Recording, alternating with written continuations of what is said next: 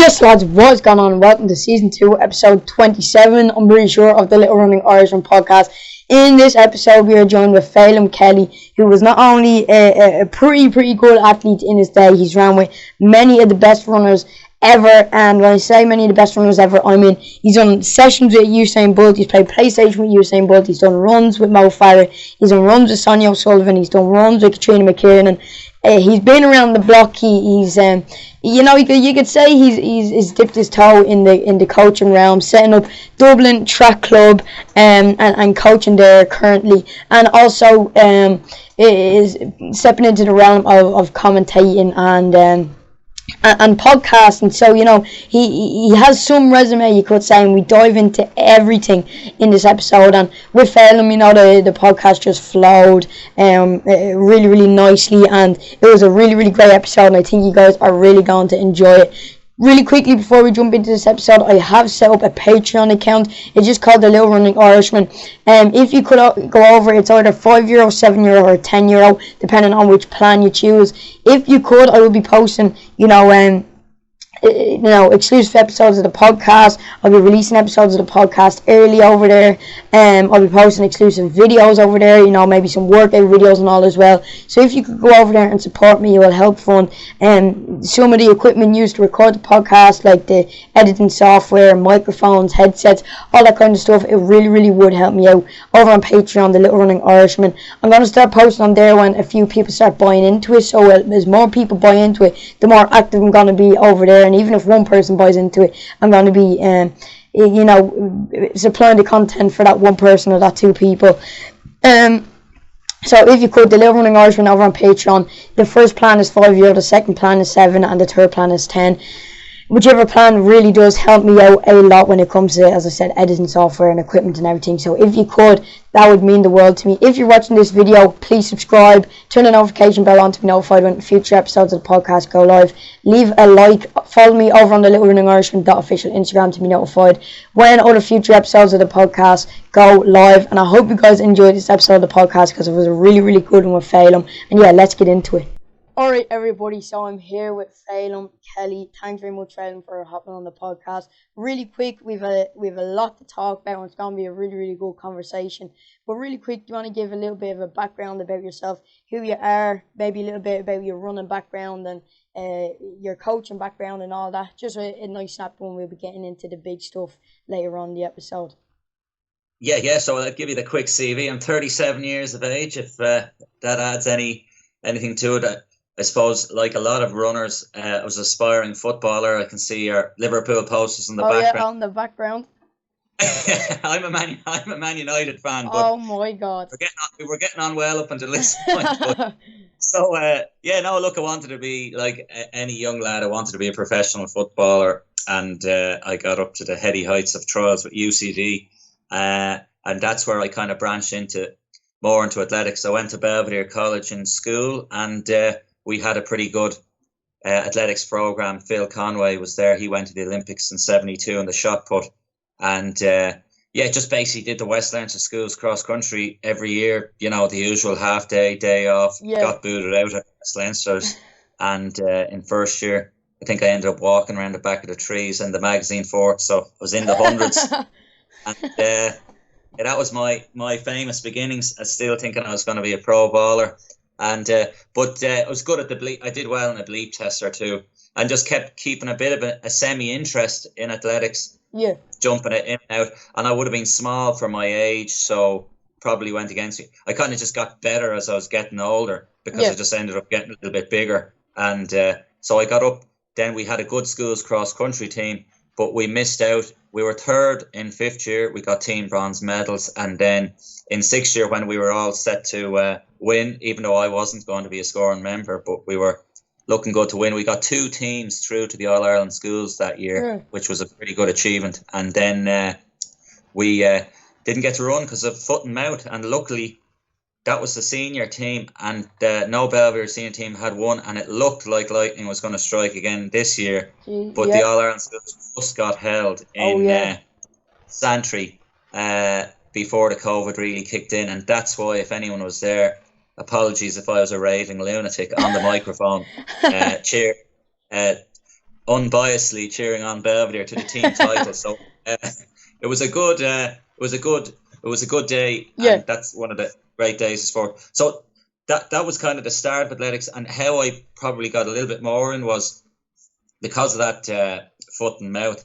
There was another guy in the year who was a mad keen runner at the time, and he wanted us. There was some Irish schools teams, St. Malachy's, and then there was the Institute of Education. They went and got to do the high school relays a couple of times in the Penn relays. So we were broaching with that. We were supposed to be going to that, and I was asked could I do the 400, and as I said in that article you're reading, I said I would. Of course I could for a free trip to America. I'd get on it. Yeah. But so I did make the team, but then the team never went. Phil Conway, for some reason, thought it would interfere with the studies that I wasn't going to be doing anyway. So that ruled that out for the Easter holidays. But I got a bit of a Crawford. I did the schools. I was in the Leinster. I got through the 400 to the Leinster schools, came fifth, and that was a good year. There was David Gillick, David McCarthy. Gillick obviously became an international man. David McCarthy came fifth in the World Indoors. As well, I think when Paul McKee won the bronze in 2003, there was a guy Daniel Tobin who went onto a World Indoor team, and he works actually with a rugby team. He was with Leinster Rugby and Dublin Strength and Conditioning, and then somebody was fourth, and then I was fifth. So basically, they've all done well, and I'm still having around. But yeah, I got into it then with Raheny Shamrock. I ran 150. I ran 201 and 52 that year in sixth year. The following year, I decided to give it a go. Dick Hooper encouraged me, and I had a flying start as a junior. I ran I went from 201 to 152 in 1 year, and then I was 19. So I was top of the pops, I thought, and then it kind of stalled a while between the jigs and the reels, and I ended up running. I was a good national level runner ultimately in the end, but I did go to Teddington to try and become an international athlete, and that's where I came across people like Usain Bolt and lived with him for a couple of weeks. And basically because Teddington is a beehive of running, and that's where Pace Sports Management are his agency, where Ricky Sims works, and before that was a famous man called Kim MacDonald started up that athletics agency, and that's where Sonia O'Sullivan and Daniel Coleman, all these types of people were part of his books, and John Walker before that. So that was kind of my athletics. 150.77, won a National League final and fourth in a national outdoors and fifth, and a third in a national indoors. So, and I got an international. I don't know if it really counts, but technically it was a senior international. I ran in the Welsh Championships. There was an Irish team sent over there, and I was at the end of my tether. But I got an international, and could you believe I forgot my spikes? So I had to go to the shop, and I bought a pair of spikes. So for people who know me giving out about athletes not having all their bits, that was my one and only. I somehow got to the final, and I was wrecked. But anyways, I was dead last then in the final of that Welsh Championships. But that was kind of it. And I've kind of done everything from the 60 metres to the marathon.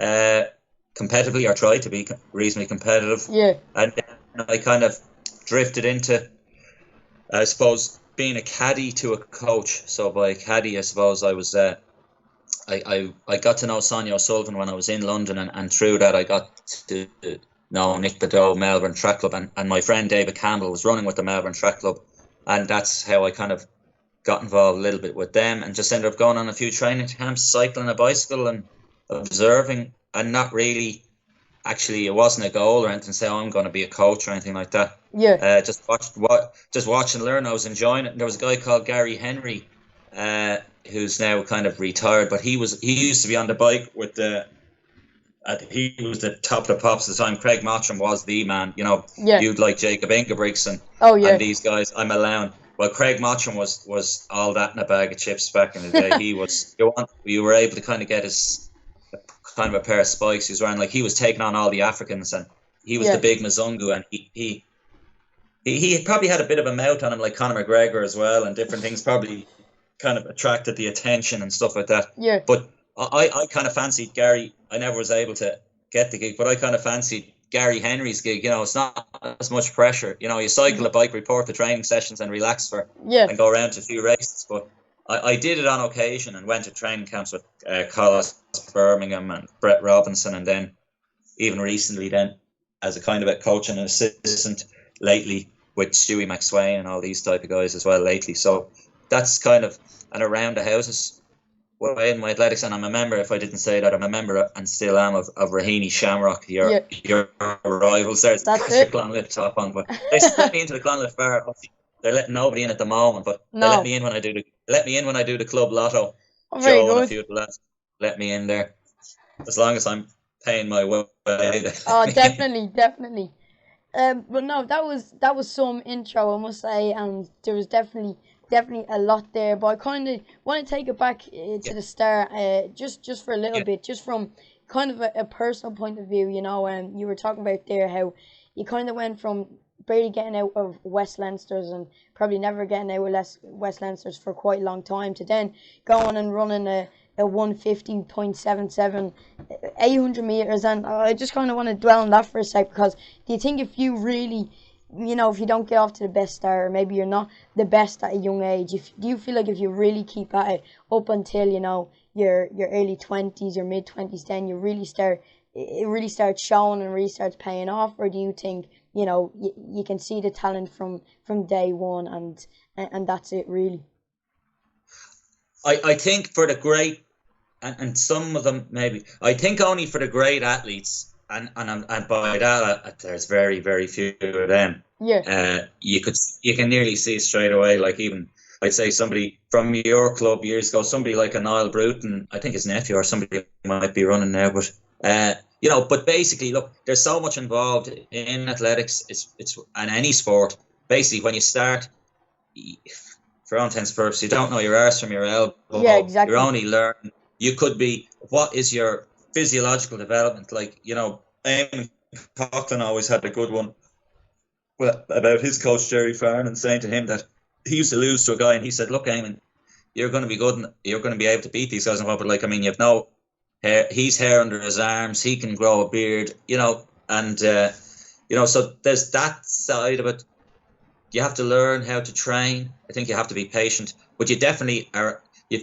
The goal to be a good athlete should really be to enjoy it, get through school, get through college, and try and put in the training and learn what you need to do and take your time. And I don't think a lot of people like learn how to pace yourself, learn how to race, and don't worry about winning and losing. Just think about trying to get a bit better. Like, what did I learn from this week? Again, like, look, I thought I wasn't even training, like, you know what I mean? You know, I was cycling. I'd cycle. I live in Malahide. I was cycling a bike in fourth year, sometimes in and out of school. I was lifting weights. I was doing a bit of running, a bit of sprinting. But like in terms of a structured training program, I wasn't even running 3-4 days a week consistently ever really in school. So like, I think that's your first start. And I do think there's a lot of scope for athletes to be very good. And I think there's lots of good examples of runners who've become internationals who didn't really do much in school or were just participating. And so I don't know if that fully answers the question, but basically there's various blocks. First is to go to school. Like, I didn't get to an All-Ireland schools. And say even somebody like Michelle Finn never qualified for an All-Ireland schools, and she's been to the Olympics. Yeah. And really probably only got anyway decent at maybe 22, 23. Yeah. You know, so there's so many examples of people who are just ticking along, and then when they start to take it a bit more seriously, they grow, develop into their bodies, and then maybe think about what they're doing. There's so much scope for you, and there's so many events in the sport as well. Like, there's so much transition in the sport in terms of race distances mightn't suit you for the time being, and then they can get longer, or you see some people who become middle distance that they actually go down to the sprints as well, or up the distances right up to the marathon. So you could write a book on that as well. Yeah, but definitely. I see there was an article in the Irish Examiner, I think it was yesterday. But basically, I see the FAI are bringing in this whole under-12 football program and elitism and focus, and basically saying it's ridiculous. You know, there's so many people that have come into the sport later in the sport, even in athletics and any other sport. You should just be enjoying your sport, getting into it. And I do think it'll find you. You know what I mean? The sport definitely will find you. Your sport will find you. And if you're enjoying it and putting in a bit of graft, you'll get your own bit of success, whatever that is. Exactly. No, 100%. No, I just wanted to go back to that real quick because I found it really interesting how you mentioned that you were big into football, and then you were barely getting out with West Lancers, and then you went off and have clocked some pretty mad times, and you've met some pretty insane people, just like Sonia O'Sullivan, Katrina McCarran, and Usain Bolt and Mo Farah. I just want to talk about that for a little bit. Was there any, did you ever do any training sessions with any of them? Obviously, maybe not with Usain Bolt as much at all. I did actually. Oh, did you actually? Yeah.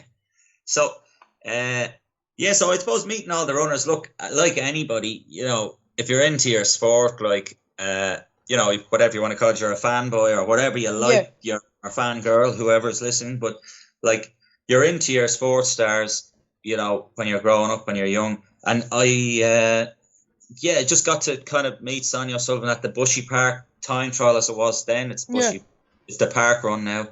And, just hovering around and meeting them. And then I just ended up going for a run with her. Like, she was doing a training session after. I had a couple of links, maybe, I suppose, with some of the athletes, I suppose, as well. I did do a lot. I'd started working for the Irish Runner. I had interviewed her once or twice for the Irish Runner. And with Frank Reilly, I suppose, I got he was the former editor and he founded that magazine. I got a link into meeting athletes, interviewing athletes as well, which was good. And before I went to England, I suppose I would have known maybe one or two runners and you come across them. But basically, my friend that I mentioned, he's Shane McDermott. He moved to England. He was going to go to American scholarship, but decided to go to St. Mary's. And he was lucky. He got a house in Teddington, which he got anyways. His parents bought him a gaff anyway, and he stayed there. And he was going to St. Mary's in Strawberry Hill there, just down the road. And as I said, historically, Teddington is a European, let's say, E10 of running. I mean, down through the years, because of Kim MacDonald, it's right beside Heathrow Airport, Gatwick, and it's Bushy Park is right there. There's Richmond Park for hills, and there's a track there, and there was a different track before, and that's where loads of the Irish greats would have based themselves, like Frank O'Mara, Marcus O'Sullivan, obviously Sonia, and a few others. Yeah. And then with that, a lot of great Kenyan athletes like Moses Kiptanui, Daniel Coleman, with that basis there, and the college there, like Sebastian Coe would have done some training there. So many good runners have been based there and are based there. Even like Charlotte Purdue would be kind of based there, and Sonia O'Sullivan has a house there, and that's where initially that was being rented by Kim and then Ricky, and the Kenyans all would stay there. Yeah. And the point as well was my friend rented his house out as well to Ricky, and just for the summer months, all these, like, it was brilliant. Like, basically, the door would be open on the latch, and an international athlete would walk in and out of the house in the summer European season. So there's a famous wall there. I think you can look it up somewhere. But it's signed by Craig Mottram, Daniel Coleman, Usain Bolt. So Usain Bolt just happened to be in that house, and he was the world junior champion at the time. So he was wasn't quite a star at that stage. Okay, he was. To you and me, we would have known him at the time. And athletically, he wasn't like a superstar, though. He hadn't won his world titles or anything like that. So that's where I met him, and then got to know him a bit, played a bit of PlayStation, and I did do one training session with him, and played a bit of football with him as well. But so that was. What was the session you done with Usain Bolt, if you can remember? I remember. So he was doing something like let's say a 180.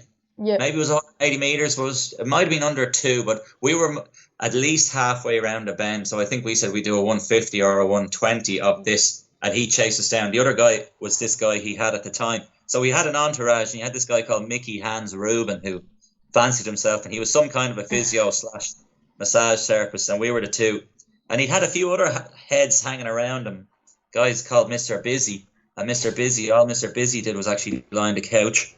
And then there was one or two others with him as well. Yeah. So anyway, me and Mickey said, right, we'll start at, like, say, 120, and you go from there and you chase us down. And I think by the time we got to around maybe 90 meters, he'd already caught us. Jesus. And so that was because he didn't look, when you see somebody like that and you see them on the track, like he had big black shoes on, they looked like football boots, and he long shorts on like board shorts. So he didn't look that quick unless you actually stopped and started a stopwatch, and then so he hunted us down and closed down pretty quickly, and obviously he was pretty fast. Yeah. So so that was one session. I think that was pretty much the only session I did with him, and then other times just watched him, and then played more PlayStation with him than actually doing any running sessions with him. And then you can really, that's something you can really put on your CV. You know, you've done it. That's something you can put on your CV. You know, you done a training session with Usain Bolt, and then you played a bit of PlayStation with him. Yeah, I had a picture with him, and then I was supposed to be going at the Irish Runner, which I did do, and I've lost the picture again. So it was kind of like met him before he was famous. I think I meet a lot of people on the way up, and then get away from me, they become really good. Maybe you're the good luck charm. Yeah, a good luck charm to get away from. But he was a bit lazy at the time, but he did buck up a bit. But I still contest Shane McDermott. My friend was one of the last people to give him an order that he followed. So Shane had this lovely white carpet at the time, and Bolt had gotten a curry, and he happened to spill the curry all over the white carpet. And Shane is kind of a straightforward type of a cat. It's like, who did this? And so Bolt is like, it was me. So then he's like, would you mind cleaning this up? So he basically had Bolt on his hands and knees cleaning up a curry. So that was probably the last time Bolt has been given an order after. Yeah, probably. The last time. Jeez, that's so insane. Then all these, there was like Laban Rotich was another great guy. All these Kenyans, they were great fun, and there was a bit more of a culture then that they would come over and stay and train and have an ugali with them. And I had been in Kenya a few years before on a training camp. I just gone myself, and so meeting all these guys, playing Scrabble with Daniel Coleman, another classic moment for me. I lost to Daniel Coleman in Scrabble. His English is not that good. And you still lost.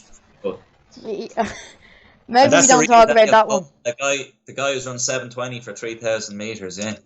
Jesus. But he was finished running at the time. Yeah, he was making a comeback, but he wasn't really.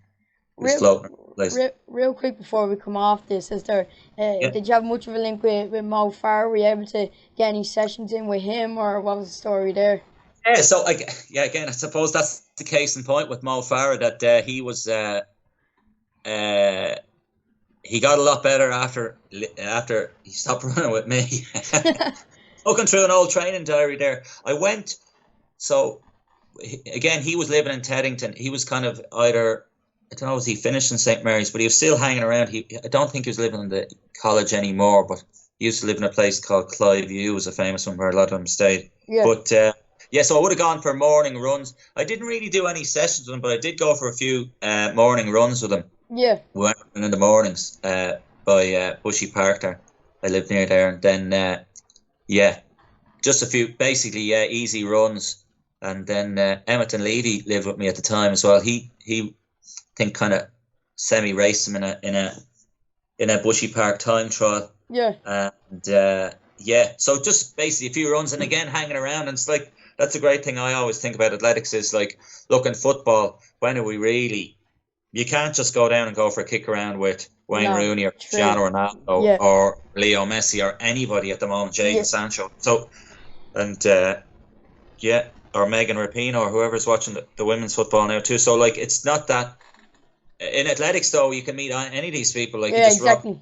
Sonia Sullivan. It's like, oh, do you want to go? We go for a run, or they're like, right, will you jump into this session? And you can mix it with them, or try, you know what I mean. You can meet them, and so that's one of the great things about athletics, is you can pretty much meet the best athletes in the world, and they're generally pretty much down to earth like you and me. Yeah, exactly, 100%. No, that's a pretty good resume, you could say, there for people that for big athletes that not only have you met and not only have you ran with, but also played PlayStation with. So that's That's pretty cool. That's what a pretty cool thing you could tell someone. But no, coming off that now a little bit more, you were talking about there how you liked following some of the athletes on a bike and then recording some data and then going home and putting the feet up. You kind of referred that side of things, and that obviously led into you then setting up, which I actually only found out recently, setting up the famous Dublin Track Club. So do you want to give us more detail about how that came about? Yeah. You only found out about the Dublin Track Club, or you only found out that I was involved? Was it? No, I follow him over on Instagram, and I follow. Oh yeah. Sean I'm only winding you up. We're not that big now. We're easily missed. uh, so yeah, basically. So as I was saying, I got to know Sonia from the running. Yeah. But by being based in Teddy, and then David Campbell was the runner I was referring to. Was running for the Melbourne Track Club as well, and the Great Ireland Run used to be a big race for a while there. Kenny Sabakil and Craig Mottram, all these different people running it, and it started in Loughrea as well. Actually, it was big then. But so Nick was over one time, got to know him, and then I developed a friendship with Nick Beddoe, and that was then. I was just hanging around, and then I think I was asked if I wanted to go on a training camp. Went to a few things, and I ended up going to. One of the training camps was Fontremo, and I went with Brett Robinson and Collis Birmingham. And basically, my job was to cycle on the bike with them, do any bits and pieces, and just report back to Nick, because he couldn't, he can't be everywhere. And you're coaching a few athletes, and so they wanted to go altitude training there. So I said I could go with them. Yeah. And I did that. So and then just followed from there. I suppose I've just been used to I kind of did that as well with Fanula McCormick and a few other Irish athletes as well. So yeah, I did that. Got to, again, like I said, I wasn't really looking to be a coach, just looking to be helping out. And I suppose your goal, everybody wants to be involved. Well, not everybody, but me anyway. If you can, you want to be at the highest level possible that you can. You want to be the best athlete you can be. If you can't be that, I was always interested in, I suppose, even pacemaking. I did a good bit of pacemaking actually as well for decent races, and decent athletes. Actually paced Henrik Ingebrigtsen once, and then so that was basically kind of how I rolled into it, and just naturally evolves. Basically, I don't know, just basically hanging around. Yeah. And then people ask, you want to do this? Yeah, I'll do that. Happy days, something to do, and a bit of fun, and go around the place, and just kind of went and kind of paid my own way, or some of the stuff was covered, and even better, and just do bits and pieces and get to hang around with these runners and look at them training and hanging out with them. And they were sound guys. Collis Birmingham is a great lad, and he's been a great runner down through the last decade. He's kind of coming to the end of his career now, but he was one of the best white runners for the last 15 years or so. Yeah. Learned a lot from him, and he was a great lad. So that evolved. And so Dublin Track Club, basically Ronan Duggan is another friend of mine. While we're sticking on the teaching, your teacher got you involved, but Ronan Duggan is a teacher in Belvedere College. He was running. I ended up helping him out, doing a bit of coaching, and then I coached a guy, Daniel Scully and Owen Strutt. Anyway, we called ourselves the Misfits Track Club. Misfits. That was the MTC. We were our own MTC. We just said, all right, we'll be the Misfits Track Club. We'll meet up, we'll do a bit of training, have a bit of crack. And then we just got a little bit better. And then we said, right, the Misfits Track Club's we probably better get a little bit more serious than that. Not that it was anything, it was just a WhatsApp group, so then we says, right, we're getting a bit better. We want to take it more seriously. We'll call it something. And eventually we landed on the Dublin Track Club. Sonia O'Sullivan had the name, and I think had a website, or registered anyway for Dublin Track Club, or the name anyway. So she said we could use that name. Then that was that. And then it kind of just, look, it's like anything, it just snowballed, and now there's some pretty decent runners involved in the group, and that I'm lucky enough to coach, and and have gotten a few more runners this season. I've decided to link up, and then there's a few other runners that just coming in and out. They like to train with us. If they want to train with us, they just come in and do whatever session we're doing. They meet up with us. So that's kind of the their formation was probably around 2016.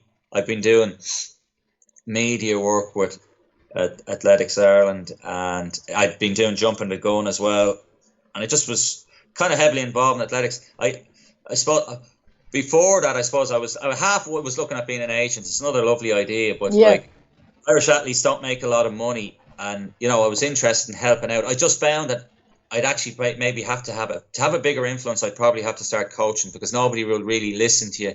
I tried to help a few people, and it didn't work out as well. I was able to get some athletes a bit of kit, a bit of Adidas gear, and I was dishing a bit of that out, and I was trying to help a few. But it didn't really work, and they didn't really listen, because I suppose they had their own coaches and they had other things. So, and I probably, for them at the time, I didn't have as much standing, so they didn't really listen. Yeah, either. I suppose. So they half did, and they didn't. And anyway, the moral of the story of being an agent is 15% of zero is what? 0. 15. Yes. Yeah. So if the athletes aren't making any money, exactly. You're on 0, you're on 0, and then you can put in a lot of effort trying to get them into races, and you might even spend a bit of money. And anyway, you end up at €1 then. So anyway, that was the end of my agency career, and then I've kind of gotten into the bit of coaching, and it just evolved gradually. Obviously, set up then the Instagram account, and then we have a Facebook page, and there's a bit of a website going, and that's kind of the current state of play. And then just trying to get good runners. And I also just felt that Irish athletes, the point was Irish athletes are better. They're still better than they're doing. We have been good before. I think standards have dropped. What people think is good is not good. And people can be a hell of a lot better. Back to one of your earlier questions, they can actually be a hell of a lot better than they are as well. Yeah. Once they have the platform to do it, and they're encouraged to do it. Now, there's not a lot of money going, but there is pride. There is a chance for you to try and do it, but you do need to be encouraged rather than why you're doing that for, go get a job.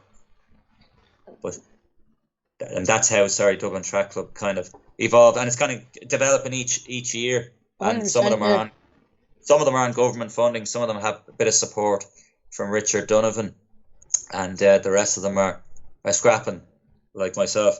Yeah, no, but obviously you've dipped your foot in a lot of the athlete side of things and the coach side of things, and I know you're more on the coach side of things now. But from being in the two, which would you say you prefer? Because me and my teammates always say, before a hard session and you're kind of dreading it, you're like, how nice would it be to be the coach right now, getting to look at us going through absolute pain? And is it like that when you're the coach? Is it kind of nice standing there, telling everyone what to do and then getting to watch them be in pain? Or sometimes you're like, oh, I kind of wish I could jump in here now?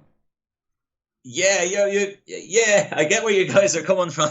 You're on the right vein. Yeah. Look, today, those who can't do teach. Isn't that that's the famous line? Or those who can't coach. That's not completely true now. There's an element of truth to that. But look, in my position at the minute, I coached kids from 8 years of age, even was involved in schools coaching and under 12s. And the position I'm in now, it's a privilege to watch some of these people run and train, just the way they move, the levels that they can run at, and hopefully run better. But look, I don't think, for me, I wanted to be like, I wanted to be an Irish great and all this type of stuff. And you want to be Steve Ovett and you want to be wagging the finger. I did the odd time in lower level races, which is probably unnecessary anyway. But so look, who wouldn't want to be the athlete? Like, exactly, you want to be in the gear, you want to be running the main races, you want to be the man or whatever. But look, you want to be competitive, and there's nothing beating that feeling of, I think that's the height. Now, Lance Armstrong is a sullied character now, but he did have a good line, and I think this is where athletes go to. I know you have the pain and all that, but as he said, there gets a point on the bike where it's just him and the bike, the pain, and he's just that zone. So all his worries, all his trouble, anything else going on in the world in his life is gone. It's just him and the bike. He's pedaling up that hill or whatever, and there's no other thoughts other than doing that. And I think, obviously that's where you kind of get your runner's high. I'm sure when guys have done a good session. There's nothing better. Whereas, like, you know, what are we doing? We're just standing there eating donuts. You know, you don't quite get the high. Yeah, I you know, suppose, right, yeah. hey, this guy, you don't lift. You know, some of them, they get to watch you guys run, and then Yeah, they get 100%. to, you know, they get to maybe watch some of the seniors run, like Cathal Doyle and Ephraim Giddy, and, you know, some of these guys too. They're magic to watch. Yeah, definitely. And you younger guys too, up and coming. It's great to see. They'll get a buzz when you guys are doing your intervals well, and they see the improvements. But yet, look, the coaches are there because they want to see you guys do well and make sure you give you chances. And they look. The most coaches would love to be the athlete. Yeah, definitely. I do think I'm a better. Well, I've achieved more anyway as a coach so far, and hopefully we'll do better. But I probably do think I will be. I do think I'm a better coach than an athlete. Like, you know, people who know me and have seen me run, I could be a bit erratic on one level, but you know, focus more and all that, you can do a bit better. But yeah, the athlete is where it's at. You know, you want to compete, you want to try and make international championships or win a national title. You know, definitely. Or whatever, and just be the best in your, like the great Emil Zatovec, you know, be the best in your club is a nice start. And then so the short of that is, it would be better to be an athlete, but there's definitely perks to being the coach, all right. That you can just rock up. I can send them off. I got trained the lads in Lucan now as well. I set them off. They go do their warm up. I go to Starbucks and get a pan of chocolate and a latte, and come back and dish out the work. So that's quite good. But like, you've got to be, whatever you're into, you got to be into it. And then, but the athletes, as far as that, in that article I sent you though, I did always have this dream. We had this good soccer coach or football coach, whatever you want to call it, called Tommy Gallagher, and he got us watching videos and stuff like that. And there was this whole video on the Ajax academy, and I just was mad in. I just loved that sense of, I don't know what it was, but I was only 13, but I just loved that sense of being a coach, and it's magic, like, you know what I mean? Seeing developing talent and getting people into sport, and I love that. But I think that was the other funny story, in that I got a card through the door one time, and I thought it was Ajax trials were going about the place, but it was actually Ajax cleaning utensils, if you want to. So I got a little bit too excited. I do have a tendency to get a little bit too excited too early, and that was the end of my Ajax career, unless I wanted to become a toilet cleaner. But suppose not. Hopefully, I could clean a few toilets. Yeah. Maybe clean a few Ajax dressing rooms, and you never know. Exactly. Yeah, that's a good idea. They might see you kicking a ball around, and you might get trials then. Yeah, getting the over 35s team in. Play with Ed van der Sar and Dennis Burkamp. Do the fitness work with them. No, but I suppose, as I said there, you know, before a race or before a session, depending on how you feel, you can kind of be like, maybe I don't want to be doing this right now, or, you know, I wish I was the coach dishing out the workouts or dishing out the races. But then I suppose after you do finish a tough workout or you do well in the race, there's not a better feeling. So as you said, there's definitely a lot of pros and cons for being the coach and also being the athlete. But from a coach's point of view at the moment, and obviously I had Brian Fay on the podcast and all as well, but within your team and within Dublin Track Club, is there any, you know, up and coming maybe Olympians there or world class competitors even? Yeah, look, it's very hard to say. I'm trying to think of a politically correct way to say this. I just have this Liam Brady phrase in my mind. If you Google Liam Brady and Bright as a manager, you'll find out what he's saying there. But basically, I'm sorry, I'm off on a tangent here. But basically, I don't. It's hard for me to say. Basically, I'll say it anyway. He said in the interview, and this is a quote now, nobody will take offense, "If my granny had balls, she'd be my granddad," he said. Okay? So, you know, who is going to be a stud? Who's going to do this? Who's going to do that? I just think, look, there's talented young runners in the group. There's probably one or two who could be better than I think they could, or they can be better if they change a little bit. Okay. Yeah. And that probably would just mean relaxation. So it's a tough game, athletics, and like, you know, it's a hard one. It's a hard one to say. They just have to stick at it, keep going, and see where it takes them. But there's certainly a good bit of talent in the group. Don't get me wrong.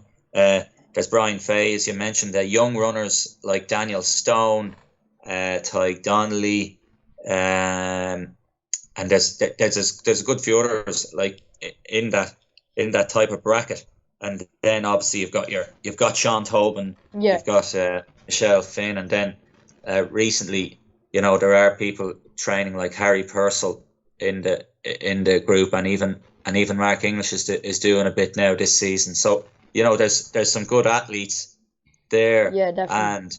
But there is some talent. But like, look, it's a tough game. Like, let's say, look, Michelle Finn, she competed in the World Championships last year, and she's been in the Olympics before I coached her, and she's hoping to go to the Olympics again this year. And look, it's a tough game, because it's great to get there. But geez, when you go there and you see the level of the competition and you're competing against them, you want to be ready, because look, there's always this idea that running for Ireland is great, and let's say the first level of entry for most Irish athletes is the European cross country. Yeah. I just say be careful what you wish for, because sometimes it's not all it cracked up to be, and if you get an awful hammering, it's not good for your psychology. Sometimes it's nice just to be a little bit below. Keep dreaming, keep working hard, get your times down, and be ready to compete, rather than it can be soul destroying going out there. It's great, right? I've got my green singlet on. Here we go. This is what it's all about. Then you get a lot of people get that experience and get it handed to them. Yeah, definitely. Get a bad beating. But like it's not the end of the world. It's how you respond. But you don't want to get too many sickness. But I think Fionnuala Britton, as she was then, McCormick, as she is now, she started off in the low ranks of World Cross and Euro Cross, maybe even came towards 100 or down the field. And we all know, obviously, she became a 2-time European cross country champion and highly competitive, and is got a qualifier for the Olympics again. So I think she's been to 8, 12, 16. This will be her fourth Olympic Games. So that basically answers your whole question. She was good in school, but again, there's lots and lots and lots and lots of schools champions. Like, this year's schools champions are just like, I always say this story when I've finished my role with Athletics Ireland now. I've been made redundant, so I'm finished doing that media work with Athletics Ireland. But I've been to all the championships, I suppose, as an observer as well, doing the interviews. I do all the media interviews, the trackside interviews. Yeah. With the under 18s, 20s, 23s, seniors, all those championships, from the under 18s and European under 18 championships right up to the Olympic Games when Thomas Barr famously came fourth. But what I say to the younger athletes, they come off and they're disappointed. And I ask them this question, and maybe you've heard of these two guys, maybe you haven't, but even these guys who are older than you hadn't heard of them. And I says, have you ever heard of Colin Costello and Danny Darcy? Have you? Yeah, personally, I haven't. Yeah, that's what I mean. So you have. So my point that leads to my point. So you're basically in the line of this story. Yeah. They were 1 and 2, first and second in the European under 20 championship in the 1500 meters, first and second. They were talented. They're good runners, but they never really came through to make it. So no, I suppose, yeah. So it'd be unfair of me to say what level the athletes I coach can get to. You know what I mean? The aim is to get them as good as they can be. Look, we want to get them running fast, but there's a whole level to go. You can just look at their PBs. Yeah. Like Brian has run a 13:39 time trial, and then he went and ran. It was a shit day. He ran 13:51, so that's the official time that he's run, and that is still 30 seconds off an Olympic qualifying time, and it's 50 seconds off what Jacob Ingebrigtsen can run. And exactly. Last time I saw at the World Championships, he was lying flat in his face in 5th place. Yeah. So tough game is what I'm trying to say. Yeah, 100%. But I do think, look, Andrew Coskin's run 3:37. I think there's plenty of the runners, if they keep at it, keep a good attitude, they're going to run at least 3:40 or better for 1500 metres, and they should be running in the 13:30s and 40s at least for 5,000 on the men's front, and then hopefully on the women's front, I don't coach as many women, but hopefully Michelle Finn has run 15:42, so would hope to get into the 30s and into the 20s there for 5,000. Try and get closer to she's run 9:38 for the 3,000. Had a world lead for a while, by virtue of the time that she did it. But she was the world leader this year for a good while, and then even longer because of COVID. But try and get down towards 9:30. See, can we get down there and get towards an Irish record? Who knows? But that's the goal with all the athletes, and get them faster, get them better. And you just, like, again, goes back to your question. Each rung of the ladder, 13:51, let's say, is Brian's PB. Next one is try and get down 13. Get like he did in his time trial. Try and run around 13:40 officially or better. Yeah. And see how they go. And you've got to look at it. Athletics is really difficult. So you've got to look at development. And I think Paul Robinson, Carl Denny, put up a podcast with him. And, you know, what you've got to do is make good decisions. The best athletes make good decisions, and you have to see how long you can stay in the sport. So that might mean going to America. It might mean studying here, then going to America and coming back. John Tobin did a podcast there on that More Than a Runner podcast with Liam Naughton. Saying that, yeah. And he kind of described that, like, Sean was fourth in the European juniors and track and maybe crossing European youths, and you know he was pretty impressive. He was the youngest Irish sub-4 miler. A lot of hard work, a lot of talent, and yet it's a difficult game to stay in if you don't quite get the progress at the right time. Like you have to hit the times to get rewarded, and there's less money in the sport. It's harder to get a gear contract, even to get a free pair of shoes, unless you want to. Sometimes, look, you've got to sell your soul on Instagram from time to time. Ideally, you wouldn't have to do that. You'd like to just to put the head down, train, and be rewarded, and get shoe contract and be able to run in races. But if you're good enough, you will succeed as well. But yeah, so look, like I've mentioned a few of those names there, like that in terms of the Belvedere schoolboys, kind of those guys link in with us, and there was people like Shane Coffey started joining in with me in his last year in school. He went to Nace. He's gone to Providence. I see that kid Abdel Ajel has gone to them now as well. Yeah. And then there's there's a few like that, and Tyg Donnelly's from Drogheda. So basically my mission is to help runners if they want to be helped, and then I'll coach them also if they want me to coach them. But it's as much about trying to get them to stay in the game.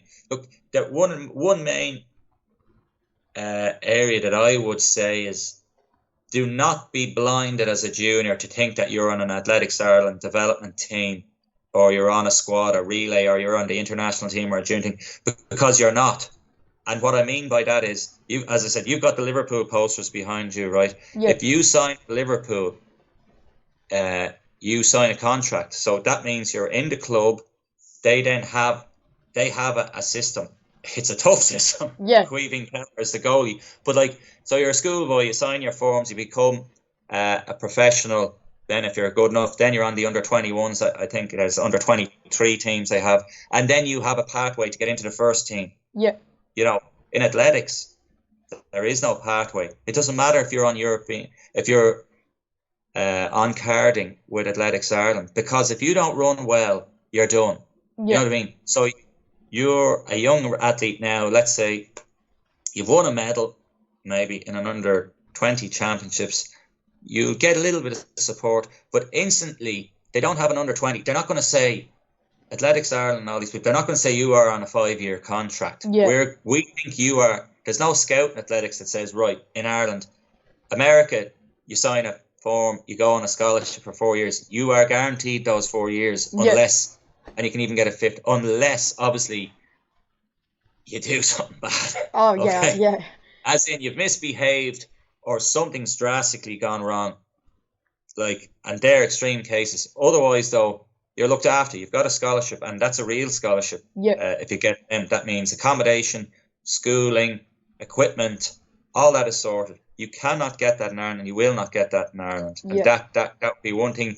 So if you're a young athlete in Ireland, just do your best, see what you can do, and then either decide if you want to go to America, or you can decide whether you want to stay here. But the aim of the game is to enjoy the sport and see how long you can stay in the game. Yeah, and it'll evolve then from wanting to always be the best to actually just enjoying the sport. Like I have some guys who come down, they're still competing, but they enjoy running even more than like their day is done in terms of running for Ireland or those drinks. Yeah. But they still enjoy it and they're still involved and they like it. So yeah, look, good talent, and I have to do my job, try and do my best for them, give them the best advice possible, show up at training, give them good training. Then they have to do the hard part, like that, and the hard part is the 22 hours or whatever else that is in the day, and that means, you know, hats, gloves, good, eating good food, and again, that doesn't have to be complicated. Just drink water, eat a bit of fruit, eat some decent food and decent meals, and if you're lucky enough to have a mother, eat your mother's cooking. It's generally pretty good. Oh yeah. And then work from there and rest. Most people want to have everything. They want to be the best partier. They want to be the best this, best that, run well. At the end of the day, running is a very type of simple lifestyle. Like you've seen the Eliud Kipchoge videos and all those type of things. They run, eat, sleep, repeat. And the more you can do that without getting injured, you're guaranteed that you're going to be pretty good at running, and you're guaranteed you get the best out of your ability if you can actually do that. But that's harder. That sounds easy, but that's the hardest thing. Yes, definitely.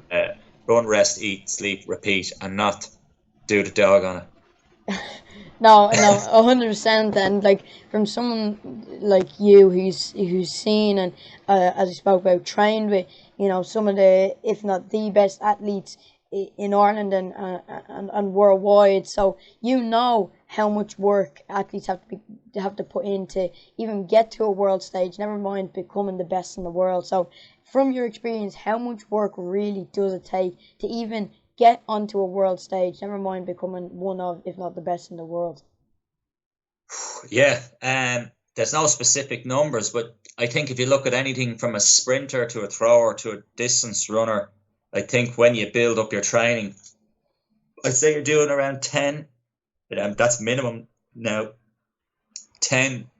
I'd say you could get the stats, but like you're doing 10, 13, 14, 15, 16 sessions a week. Yeah. So like that's running, gym, then getting treatment, resting. So there's a couple of things I would say that from my observation, again, I don't have any PhD on this, but the observation of the really good athletes are their ability to keep showing up, keep doing the training, and be level-headed. You know, there are one or two arrogant runners maybe, but they don't really last. But good distance runners are they're fairly modest and they work hard, and it's a psychological game. And where that mentality and toughness, and let's say this type of talk of a mind of a champion, it's hard to know where that starts and ends with the talent. Like it's easier to be dedicated and to be a winner. You know, that's a phrase that people use. I don't know if I agree with that, but this term winner, it's easier to be a winner when let's say you put your foot down and you go run faster. And that is a gift from God. That's your genetics. So like say Sonia O'Sullivan puts her foot down to kick, she can kick. But if I put my foot down to kick, it doesn't work. And sometimes. But like, you know, some runners, their basic talent level will be exposed. Like if you look at a world championship, and hopefully either you get to go as an athlete or a fan or you'll be doing your media work, but whichever one it is, and maybe it'll be all three eventually.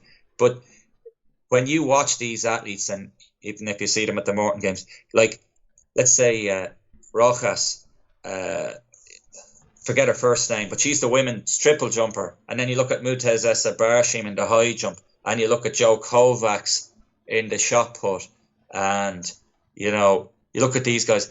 It's as if God designed a high jumper. He made that. And there's Mutezesa Barshim, there's Joe Kovacs, there's these guys. So that's the talent. But the really good athletes are those. There is lots of talented athletes that don't make it, and that's because they don't have the work ethic. They don't have that desire, and they just have this ability. I think that would be better than me and general athletes that I see. I don't know, they just get things done. Like it's not a question. You tell them once and they get it. Okay, that's one. Sorry, you tell them something, they do it. If I told them, you know, there's the warm up you should do, that's it. They've got it. Yeah. Like I'm reading this book that Harry Purcell gave me at the moment. Jumbo Elliott was the famous coach in Villanova College, University, and he coached Eamon and stuff for a while. But runners make runners. Look, coaches, for all the stuff we would like to say and think, you're only a bit part player. And what he means by the runners make the runners. Runners, you learn, a coach learns from the runners, like a really good runner, like let's say Sonia O'Sullivan, Katrina McKieran, Mark O'Sullivan, Mark Carroll, anybody, Eamon Cochran, on this level, or say Jacob Inglis. You're learning from them, watching it. They get it done, you learn it, you observe, and you're looking out for these character traits to then say, right, does this athlete, do they have the talent, do they have the mental capacity to fit into that box, that they might be a good athlete? And they will get things done, and they do not accept no for an answer. So again, you tell them once, and sometimes they instinctively know how to train. You tell them take their heart rates in the morning, they do that. Doesn't have to be said again. You don't have to bawl them out of it. You don't have to say, why didn't you do your stretching? Where's your socks? Where's your hat? Come on. You know what I mean? Yeah. That's preordained. And the athlete, let's say the really good athletes, they're the leaders. They lead you. It's their mission. It's their journey. They want to be the best. They want you in their team. You're along for the ride to help them. And I would have learned a lot. I think I wanted to say that earlier, just like, say, going on training camps with Collis Birmingham. I would have learned a lot from him. He dictates, the times. They had a schedule, 9:30, 5:30. You do your training, you watch, and they just have a simple manner of going about things and getting their business done. And there's very little, generally, whining or complaining or anything like that. They get the job done. Sometimes everybody needs to boot up the butt, but generally, they're the ones guiding the thing. So again, it comes down to, you can't get anywhere without a good attitude, but you do need talent too. Oh yeah, 100%. But there's all those cliches, but the best athletes have that. And then great athletes goes up on levels as well, in terms of who can cope with pressure the most. Like the Olympic champions, maybe some of them take drugs or have taken drugs, but really though, they are able to deal with pressure.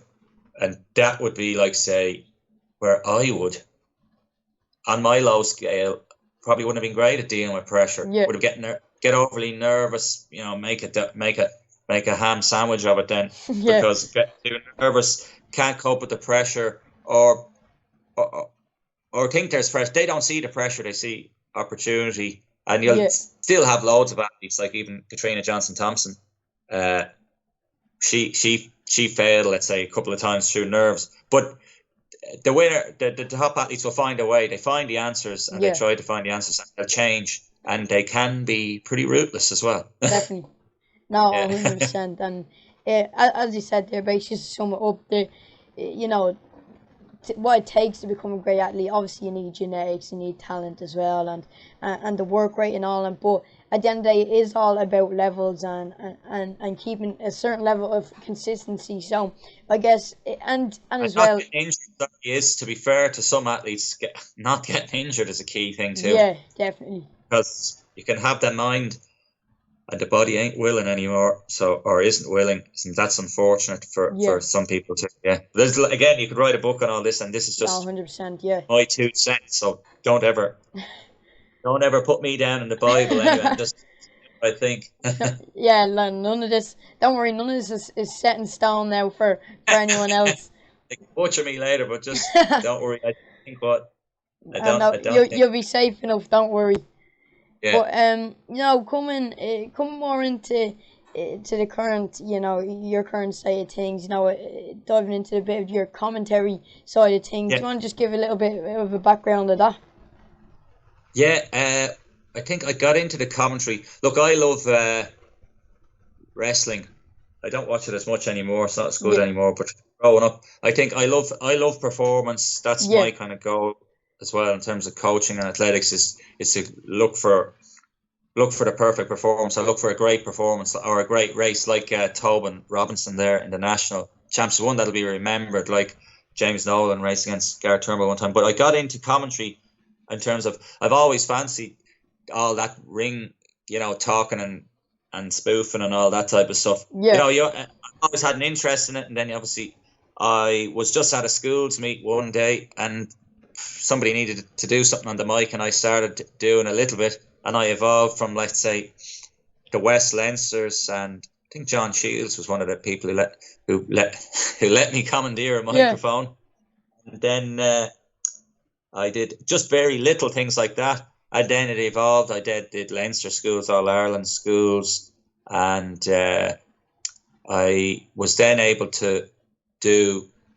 I set up Jumping the Gun, that website, and then we started doing podcasts. The podcast idea was set up by Thomas Chamney, who was involved at the time, and second captains were probably, like, podcasts are all the rage now, but when we were doing podcasts, they probably weren't as much. Everybody has a podcast now, and we started up. Thomas had the idea because he listened to second captains. They were pretty. Let's say, I don't know, I give them the kudos. They love themselves, but maybe let's say I can't find a better word, but they were maybe, let's say, revolutionary. I think that's too strong of a word for those guys. They love themselves enough, but they are good, and they have a podcast. That's where Thomas got that, and there was a couple of podcasts. But anyway, we set up with that, talking to the athletes, and I was interested in just promoting Irish athletics and athletics in general. I don't think it gets enough of a fair crack at a whip, just wanted to make athletics fun, so we did that. Did the podcast, and then Sinead Galvin was the marketing manager at the time for Athletics Ireland, and they needed to do a live. Live streams started to kind of come in vogue a little bit. We were the ones mouthing off on our podcasts every week. Myself, Cathal Dennehy, Gerard O'Donnell, and Ronan Duggan. I think that was the main basis of the team. And Thomas had gone on since then. It was me and Thomas at the start, and then there was some pretty embarrassing ones of me doing it on my own, talking for around 10 minutes and stuff. But, so got from there, we got to do that live stream. Then that picked off a bit. You get mixed views, but you get tidier. Yeah. Each one you do, you get tidier. You probably find yourself, you're getting better with each one, but you're getting more experience, more relaxing. Yeah. It just gets thicker and more second nature. You know what you're looking for and what you're doing, and you can fill in the gaps more. And most of us aren't great at taking criticism, but like when you do get the odd bit, and that when you calm down because you think you're brilliant, you do take it on board and try and improve then. But some people have too much of a thing. But anyway, I'd be guilty of that myself, so I can't really say it. But anyway, I've got, like, basically did that, and then I graduated. Like anything I've done, it naturally evolved. I didn't, would have loved to have done the things, but I did then obviously get to do stuff like Noel Guiden in your club and stuff. Let me go on the microphone in the Morton Games on the live commentary on the side, and then Noel and the Clonliffe committee and all that. Then obviously they got it getting televised on Flow Track and all that type of stuff. Yeah. So again, we still passed, and they let us do it. So we got our mugs on telly, and we did a bit of that, and that's kind of what I did. And then I love doing the schools events. They're probably my favorite, and I do love that sense of, like I say, with the wrestling and let's say the boxing, like Warren Buffer. And then I only found out there the other day, I didn't realize it was having a coffee as I do with another lad, and he told me that the guy from the UFC is his half brother. They're brothers. Oh, right. The guy who does the UFC. Yeah. What's his tagline again? But obviously, what Buffer's one is "Let's get ready to rumble." Yeah. But I forget the other UFC tagline. But anyway, they're actually brothers. I never knew that. So I love all that type of razzmatazz. Let's say. I'm still a child at heart. I'll never grow up. I'd say you're more mature than I am. Oh, and, no, I highly doubt it. Competition. I'd say you're more mature. Your teacher, Mr. Kieran, or Idja Kieran, as you say, Osquelg in your school. He'll testify to that. He's witnessed my lack of maturity. But so that's kind of the journey in that commentary. Again, and then doing little videos and stuff like that. Obviously, I hold that.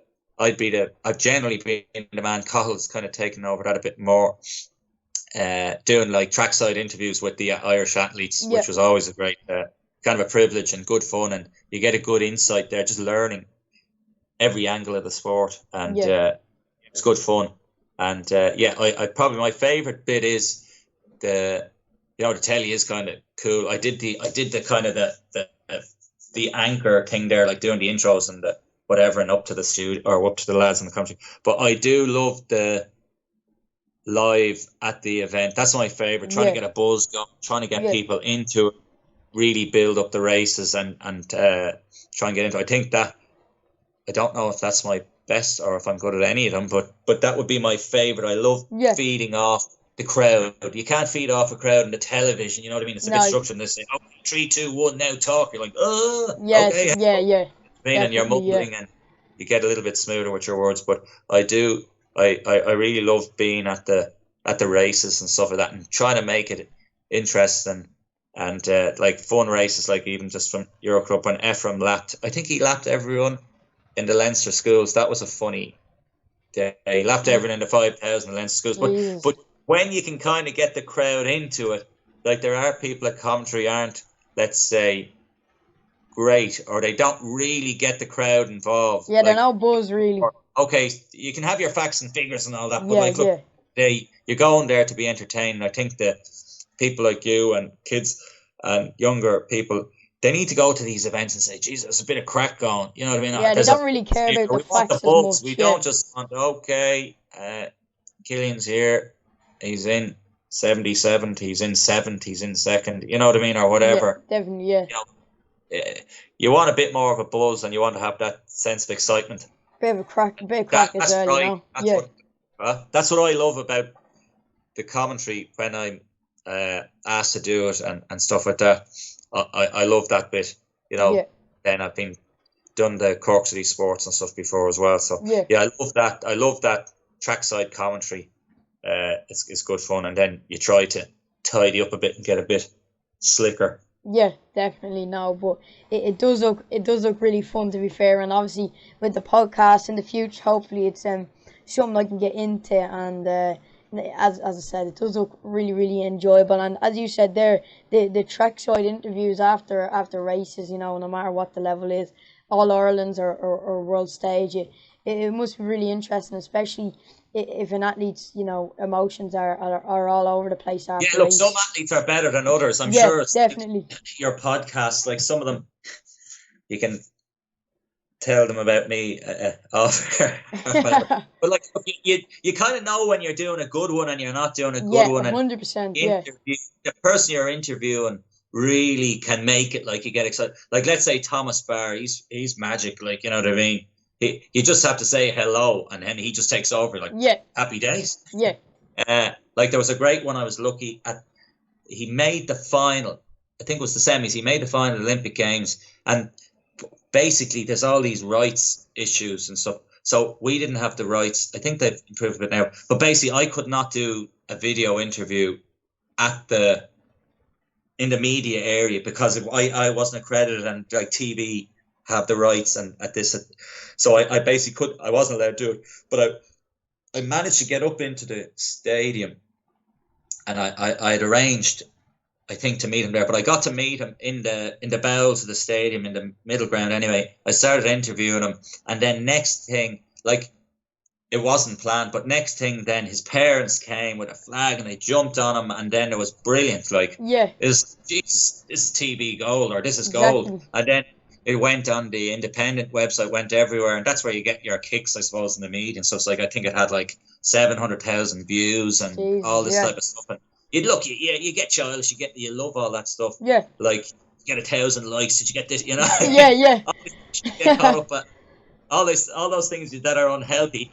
That you shouldn't get caught up in. I get caught up in, but like, look, it's your job as well. Like, and when something kicks off like that, is deadly. It's definitely thousands of views, different. And Cahill has done some of them, and it's gone off the roof. And he obviously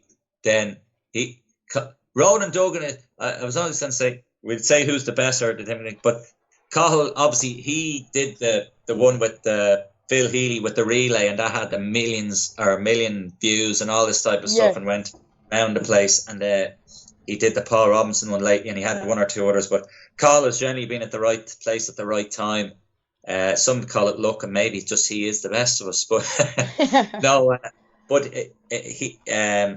Ronan Duggan is very good at it too. But he when it kicks off, that's the thrill, that's the rush, and you kind of know when you get experience, you know what is good, and you know that there's potential for it to go viral. Let's say. So they're the things you're looking for. Like, in every aspect of, let's say, the sport or whatever you're doing, you know what's kind of good instinctive. Or you certainly learn from observation what could be good, and then you know what isn't really going to hit. Now, there is the odd time something you don't think is going to be good that is good. But yeah, again, with anything in this sport, and most things in life. I think Woody Allen has the line, half of life is just about showing up. Yeah, Like, exactly. do a podcast. If you're going to do it every week. Keep doing it. Some are going to be good, some are going to be bad, some are going to be mediocre. But you tidy up, you keep doing it, and then you sometimes get your great interviews, and then you get a few breaks. And I think you earn your athletics is good generally.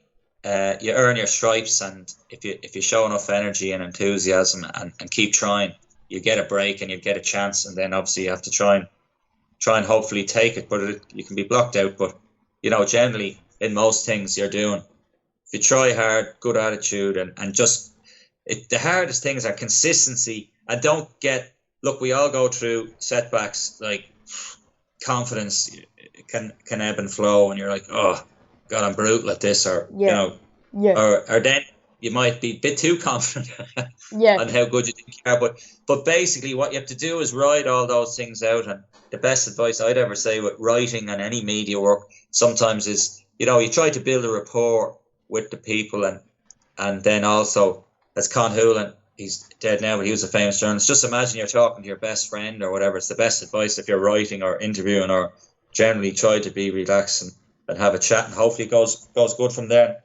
Then when you're talking to somebody good or not, and you roll with the punches, and then sometimes you get more experience, how to dig a bit deeper. Yeah, exactly. No, and coming off that, this episode was definitely one of those episodes, a fluid, really good conversation. I could sit here for another hour, but obviously maybe tonight we don't have that. Yeah, but you never know. We might have to come back for a second episode. Do whatever, yeah. Do a round two, because fam, this was a really good episode and I really enjoyed it. And thanks for taking the time. We covered everything there. Your athletics, and then Dublin Track Club, and then the commentary, everything, all the big stuff. But then you never know what could happen next with anything, with athletics or with coaching. If there's any questions, or if anybody has anything else they'd like to hear about, or if you look back and you listen and you'd like to go a little bit deeper, or get anything more, folks, or if there's anything else interesting, or if something does, hopefully a few competitions coming, there's a bit more stuff to chat about. Happy to give any insight and shoot the breeze, no problem. And thanks very much for having me on too. You're on the rise, you're a natural. I'm impressed and worried, but I suppose I'm not quite involved in that game. Not quite involved in that game anymore, so I can relax a little bit more. But there's not enough people doing athletics. Definitely not. Podcasts, writing, talking. So the more, the merrier. Exactly. I think there's yourself now, isn't there? More than a runner. There's runner, Beans, and there's one or two others. But look, there's never enough. And definitely. And keep it going, and keep it lit, and keep doing your own running. And you might cross over. You might cross over from being the podcaster to being interviewed. So always keep on dreaming. Hopefully one day you'll be interviewing me after a race, or just after winning. You never know. You never know. Anyway, so I'd be quite happy to do it. Exactly. So exactly. I'll do an interview with you. I tell you what, you'll be doing better. I know a better journalist and a better interviewer, and he writes for all the national papers. I'll get you an interview. I'll get Carl Denny to interview. That'll be even better. I don't know. He's better than me at this too, and he's a great journalist. He's a top lad as well. So look, we'll watch this space. Don't worry, I have a few contacts in the media. I'll get you a few interviews on yourself as well, or give you a leg up somewhere. But good all the same. Enjoyed it. It was, definitely. And it's always good when you have a good conversation. As you said, the ones that maybe are really good, and then the ones that might be a little bit more forced, you could say, and exactly, and they're flown as well. But no, this episode, and as I said, you never know what happens. We might have to come with a round two, the first ever round two on the podcast. So we'll just have to wait and see.